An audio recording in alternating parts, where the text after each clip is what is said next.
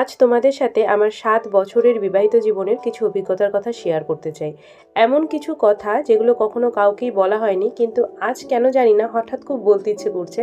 তো তাই ভাবলাম কেননা এই ভিডিওর মাধ্যমেই শেয়ার করি।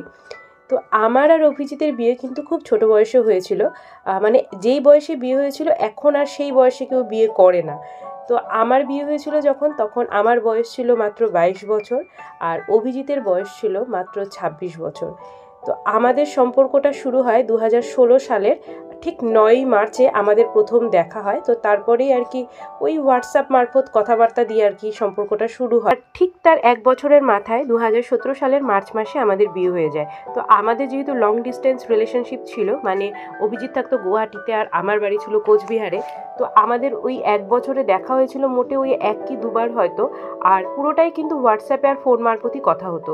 তো হোয়াটসঅ্যাপে ফোনে কথা বলে আর ওই 1-2 বার দেখাতে আমি এতটুকু পুরো বুঝতে পেরে গেছিলাম যে আমি মানুষটা ঠিক যতখানি ভালো যতখানি খারাপ, ঠিক ততখানি ভালো ততখানি খারাপ একটা মানুষকে আমি খুঁজে পেয়েছি।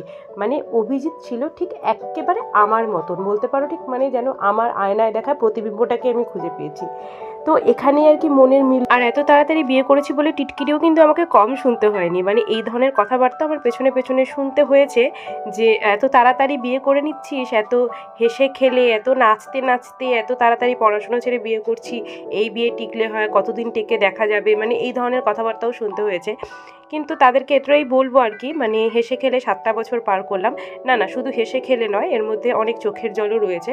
কারণ প্রত্যেকটা বিবাহিত সম্পর্কই হলো টক ঝাল মিষ্টি। তো তার মধ্যে হাসি যেমন থাকে, তাতে চোখের জলও তেমনই থাকে। মানে আসলে একটা ছেলে একটা মেয়ে যখন বিয়ে হয়, তখন রাতারাতি তারা দুজন দুজনের মনের মানুষ হয়ে উঠবে এটা আশা করাও ভুল। কারণ দুজন সম্পূর্ণ আলাদা মানুষ, দুজনের মানসিকতা আলাদা। তো সেটার মধ্য থেকে আর কি সেই যে ট্রানজিশন পিরিয়ডটা, সেটা একটু কঠিনই থাকে সবার জীবনে। মানে দুজন দুজনের মতন হয়ে উঠতে একটু সময় লাগে। আর সেই সময়টাতে কিন্তু দুজনকে অনেক কিছু কম্প্রোমাইজ করতে হয়। মানে আমাকেও যেমন করতে হয়েছে, ও তেমন। কিন্তু হাজার ঝগড়ার মাঝেও কিন্তু কখনো একে অপরকে ছেড়ে থাকার কথা ভাবিনি। হয়তো 2 দিন কথা বন্ধ রেখেছি, কিন্তু 3 দিনের দিন আবার দুজন দুজনের কাছে এসেই কেঁদেছি। দুজন দুজনকে জড়িয়ে ধরে কেঁদে নিজেদের প্রবলেমগুলো সলভ করেছি। কি ব্যাপার, কি অসুবিধা হচ্ছে, কোথায় প্রবলেম হচ্ছে, সেটা নিজেদের মধ্যে ডিসকাস করে তারপর সেটাকে সলভ করেছি। কোনো দিনও কিন্তু কাউকে ইনভলভ করিনি আমাদের কোনো ঝগড়ার মাঝখানে। না আমার মা বাবা, না ওর মা বাবা, কেউই কিন্তু আমাদের কোনো প্রবলেমের ব্যাপারে কখনো ঘুণাক্ষরে জানেনি। আসলে আমরা জানতে দিইনি কখনো। তখন যদি আমরা আমাদের মা বাবাদেরকে ইনভলভ করতাম, তাহলে হয়তো ব্যাপারটা অনেক বেশি কমপ্লিকেটেড হয়ে যেত। ওনারা আমাদের ব্যাপারে চিন্তিত হয়ে হয়তো নিজেদের সন্তানকে একতরফা সাপোর্ট করতেন, আর তাতে কিন্তু আমাদের প্রবলেমটা কোনোদিনই সলভ হতো না, এবার 7টা বছর পার করতে পারতাম না।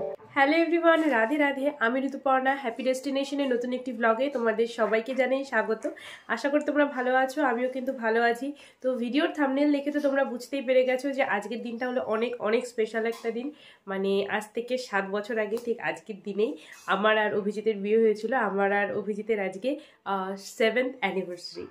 তো আজকের ব্লগটা হয়তো অভিজিতের সাথে শুরু করলেই ভালো হতো, কিন্তু ওনারা টাইম কোথায়, তো উনি চলে গেছেন অফিসে। কিন্তু না, বিকেলবেলা আমরা সবাই মিলে একসাথেই টাইম স্পেন্ড করার একটা প্ল্যান রয়েছে আজকে।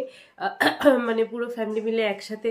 আগে না প্রথম প্রথম করতাম, মানে ওই 1-2 বছর অবধি বড় করে অ্যানিভার্সারি সেলিব্রেট করা হতো, বাড়িতে সবাইকে ইনভাইট করা হতো।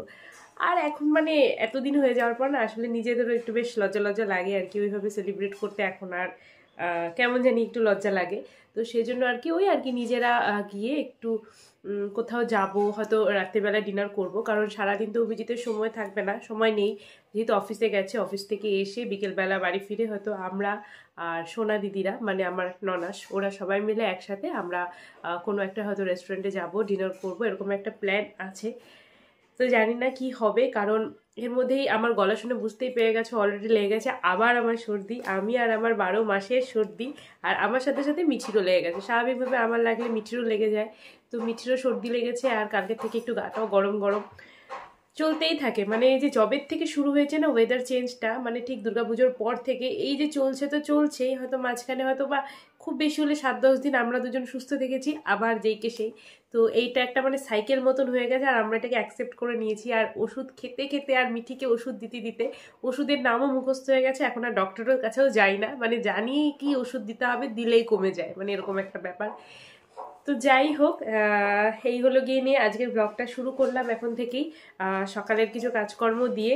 আর তারপর বিকেলবেলা কি কি করব, সারাটা দিন কিভাবে কাটালাম, সমস্ত কিছু তোমাদের সাথে অবশ্যই শেয়ার করার। আর চলো এখন তোমাদেরকে দেখাই যে আমি কোন আউটফিটটা পরবো আজকে। তো আমি না এই শাড়িটা পরবো, এই শাড়িটা একেবারেই নতুন শাড়ি, এটা কিন্তু অ্যানিভার্সারি উপলক্ষে নয়, কিন্তু শাড়িটা একেবারেই নতুন, তার জন্য আজকে আমি এই শাড়িটাই পরবো। তো এই শাড়িটা রাসমেলা থেকে নিয়েছিলাম, তোমরা তো হয়তো দেখেইছো যারা রাসমেলার ব্লগ দেখেছিলে, যে এই শাড়িটা আমি একটা বাংলাদেশের স্টল থেকে কিনেছিলাম, এটা পিওর মাসলিন শাড়ি। তো এই শাড়িটা যথেষ্ট দাম নিয়েছিল, তো সেজন্যই আর কি অভিজিৎ যখন আমাকে আবার জিজ্ঞেস করে যে বিবাহবার্ষিকীতে কী নিতে চাও, কী গিফট নিতে চাও, তো আমি একদম সাফ মানা করে বলেছি যে না, আমার কিচ্ছু লাগবে না। কারণ কদিন আগেই বার্থডেতেও অভিজিৎ আমাকে বেশ ভালো একটা গিফট দিয়েছে, পলা বাঁধানো। তো নতুন করে প্রত্যেকটা ওকেশানে আলাদা আলাদা করে গিফট নেওয়ার কোনো মানেই হয় না। তো ভাবলাম যে এত দামি শাড়িটা যখন নতুন পরে রয়েছে, কেননা এটাই পরে নিই অ্যানিভার্সারি গিফট হিসেবে। আর এই দেখো পরেও নিয়েছি, আর কেমন লাগছে আমাকে বলো। আর এটার সঙ্গে দেখো ব্লাউজটা পুরো ব্যাকলেস করে বানিয়েছি, আমার খুব ইচ্ছে ছিল এই শাড়িটা যখন দেখেছিলাম আমি স্টলে ঝোলানো ছিল, তখনই আমি আর কি এটা কীভাবে ক্যারি করবো, কীভাবে স্টাইল করবো একটা মনে মনে ভেবে ফেলেছিলাম। জাস্ট সেভাবেই আর কি ব্লাউজটা বানিয়েছি, আর সেভাবেই আজকে সেজেছি। আর এই যে দেখো আমার মিঠি রানীকে পরিয়ে দিয়েছি এত সুন্দরই জামা। Happy anniversary. আর আজ আমার অ্যানিভার্সারি স্পেশাল ডিমান্ড পূরণ করতে এই মানুষটা এসে দাঁড়িয়েছে ক্যামেরার সামনে, যে কিনা প্রচণ্ড ক্যামেরা শাই। তো আমি বলেছি যেহেতু আমি আলাদা করে কোনো গিফট নেইনি অ্যানিভার্সারি স্পেশাল, তো সেই জন্য তোমাকে ক্যামেরার সামনে দাঁড়িয়ে আমাকে অ্যানিভার্সারি উইশ করতে হবে। তো সেটা করতেই দেখো উনি এসেছেন। আর এই যে আমরা এখন দেখো বেরিয়েও গেছি ফুল ফ্যামিলি মিলে টোটো করে সেই রেস্টুরেন্টের উদ্দেশ্যে।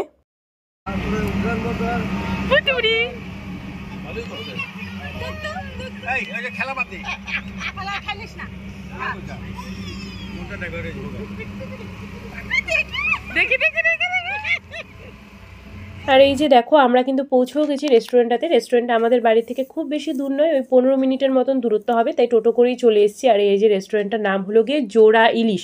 আর এটা কিন্তু একদম পুরো একটা অথেন্টিক বেঙ্গলি রেস্টুরেন্ট। এখানটাতে যত ডিশ পাওয়া যায় সমস্ত পুরো বেঙ্গলির একদম ডিশ পাওয়া যায় এখানটাতে। মোচা ঘন্ট থেকে, পোস্তর বড়া থেকে, মাছের মাথা দিয়ে মুগ ডাল, বাসন্তী পোলাও, কষা মাংস, আর জোড়া ইলিশের স্পেশাল ইলিশ মাছ তো রয়েছে।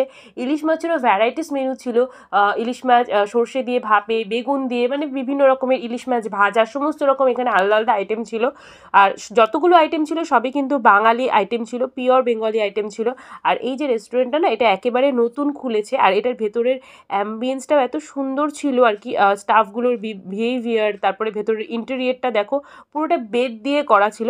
তো আমরা এখন দেখো বসে গেছি, অর্ডার দেবো কী কী সেটাই ভাবছি, মানে সবাইকে জিজ্ঞেস করছিলাম কী অর্ডার দেওয়া যায়। তো অতিরিক্ত বেশি খাবার নিয়ে নষ্ট করার পক্ষপাতী আমরা কিন্তু কেউই না, যে যেটা ভালোবাসি খেতে সেটাই জিজ্ঞেস করা হচ্ছিল, যে কে কোনটা নেবো, কে কোনটা খেতে ভালোবাসো, কে মাংস খেতে ভালোবাসো, কে ইলিশ মাছ খেতে ভালোবাসো। তো অনেকক্ষণ আলোচনা করার পর এটাই ডিসিশন নেওয়া হলো যে সবাই মোটামুটি এখানে ইলিশ মাছের ফেভারেই যাচ্ছে আর কি, মানে ইলিশ মাছ খেতেই সবাই বেশি প্রেফার করছে। তো সেজন্য আমরা শেষে কিন্তু সব ইলিশ মাছই অর্ডার দিয়েছিলাম, মানে ইলিশ মাছের বিভিন্ন মেনু, কেউ সর্ষে দিয়ে নিয়েছি পাতুরি, কেউ ভাপে, কেউ আবার বেগুন দিয়ে, তো বিভিন্ন রকম, মানে ইলিশ মাছটাই সবাই খেয়েছি আর কি আমরা শেষে। আরও অন্যান্য আইটেম তো ছিলই, ডাল ভাজি এগুলো তো ছিলই সমস্ত আলাদা আলাদা, কিন্তু কেউই আর আজকে মাংসটা খেতে চাইলো না, কেন জানি না, আমারও আজকে আর মাংসটা খেতে ইচ্ছে করছিল না। আর এই যে দেখো মিঠি রানীকে দিয়ে দিচ্ছিলাম অল্প আলু ভাজা। তো মিঠির জন্য কিন্তু আমি বাড়ি থেকে খাবার নিয়ে এসেছিলাম, কিন্তু দেখলাম যে খুব একটা বেশি রাত হয়নি, তো সেজন্য আর আমি এখানটাতে মিঠিকে খাওয়াতে বসিনি। একবারে ভাবলাম যে বাড়িতে গিয়েই খাওয়াবো, কারণ যেহেতু খুব একটা বেশি রাত হয়নি, খুব একটা বেশি দেরি হয়নি, তো আমার বাড়িতে গিয়েও মোটামুটি ওকে খাওয়ানোর মতন সময় হাতে রয়েছে, তো সেজন্য বাড়িতে গিয়েই খাওয়াবো ঠিক করলাম। তো আমাদের 7ম অ্যানিভার্সারি কীভাবে সেলিব্রেট করলাম সেটা তোমাদের সাথে শেয়ার করলাম, আর তার সাথে সাথে অনেক না বলা কথাও আজ তোমাদেরকে বললাম। যদি ভিডিওটা ভালো লাগে আর আমার কথাগুলো ভালো লাগে, তাহলে কিন্তু অবশ্যই ভিডিওটাকে একটু লাইক করে শেয়ার করে আমার পাশে থেকো।